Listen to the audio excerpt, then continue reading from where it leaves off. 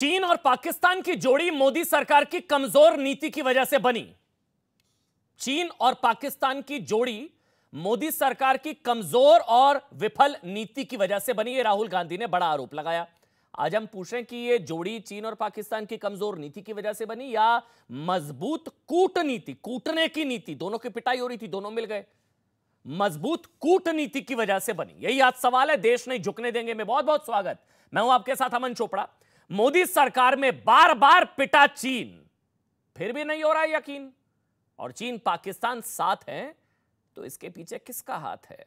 आज इसी पर बात होगी। देखिए, कल ही संसद में राहुल गांधी ने सवाल उठाया था कि मोदी सरकार की, ध्यान से सुनिएगा, उन्होंने सवाल उठाया कि मोदी सरकार की गलत नीतियों की वजह से चीन और पाकिस्तान साथ आए। राहुल गांधी ने कहा कि लद्दाख डोकलाम के लिए चीन का क्लियर प्लान है, चीन की स्ट्रेटेजी क्लियर है, क्लियर प्लान है चीन का, यानी कि चीन के खिलाफ भारत की नीति जो है वो कमजोर है, गलत है, विफल है। देखिए, राहुल गांधी के इस बयान के बाद हुआ क्या, अब आप ये समझिए। राहुल गांधी के इस बयान के बाद विदेश मंत्री एस जयशंकर ने उन्हें इतिहास की याद दिलाई, और विदेश मंत्री एस जयशंकर ने कहा कि चीन पाकिस्तान का साथ तो 1963 से है, जब पाकिस्तान ने अक्साई चीन का हिस्सा चीन को सौंप दिया था, तो नजदीकियां नहीं है। जब पाकिस्तान ने अक्साई चीन का हिस्सा चीन को सौंप दिया था, तब दूरियां थी क्या? यह सवाल विदेश मंत्री एस जयशंकर ने राहुल गांधी से पूछा।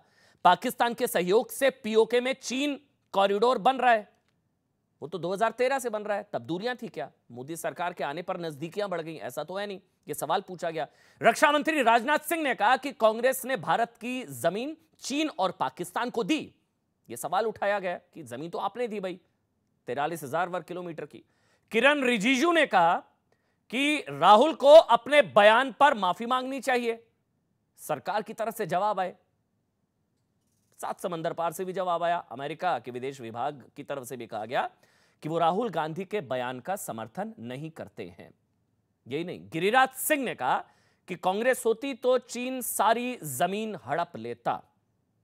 वैसे राहुल गांधी के लिए एक जवाब आज ऑस्ट्रेलिया के अखबार से भी आया। सोचिए, कल राहुल गांधी ने सरकार की विदेश नीति, कूटनीति पर सवाल उठाया कि कमजोर नीति, जिस वजह से चीन पाकिस्तान साथ, चीन को लेकर भारत की कूटनीति और विदेश नीति पर सवाल उठाया। और आज ये खबर आ गई कि ऑस्ट्रेलिया के अखबार से खबर आई कि ऑस्ट्रेलिया के अखबार ने खुलासा किया कि भारतीय सैनिकों के हड्डी तोड़ पराक्रम के बाद चीन के 38 सैनिक नदी में डूब के मर गए, बाकी दुम दबाकर भाग गए। दोबारा से सुनिए, जो लोग गलवान में भारतीय सेना और कर्नल संतोष बाबू की शहादत पर सवाल उठाते थे, उनके लिए ऑस्ट्रेलिया के अखबार से रिपोर्ट आई है जिसमें बताया गया कि गलवान में भारतीय सेना के हड्डी तोड़ पराक्रम की वजह से, जब रीढ़ की हड्डियां तोड़ दी थी इस कर्नल संतोष बाबू जिनकी शहादत हुई, उनकी टीम ने 38 सैनिकों को मारा था हमने चीन के।